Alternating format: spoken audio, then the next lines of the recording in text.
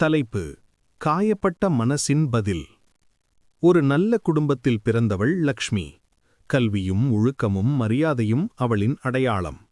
திருமணத்திற்குப் பிறகு அவள் கணவர் அருணுடன் சந்தோஷமாக வாழ்ந்தாள்.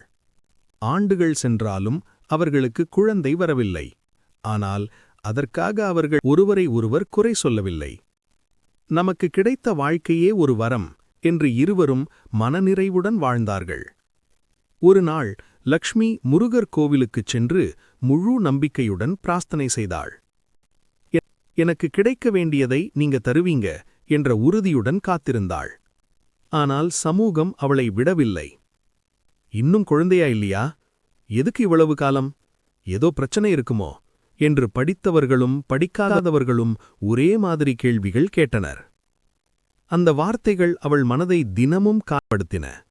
அவள் சிரித்தாலும் உள்ளே அவள் உடைந்து கொண்டே இருந்தாள். ஆண்டுகள் கழிந்தது. ஒரு நாள் அவளின் வாழ்க்கையில் ஒரு அதிசயம் நடந்தது. அவள் கர்ப்பமாகினாள். அந்த செய்தி வந்த நாளில் அவள் கண்களில் நீர். ஆனால் அது துக்கமில்லை, சந்தோஷம். சில மாதங்களுக்குப் பிறகு அவள் ஒரு அழகான குழந்தைக்கு தாயானாள். அவள் காத்திருந்த ஆசை நிஜமானது.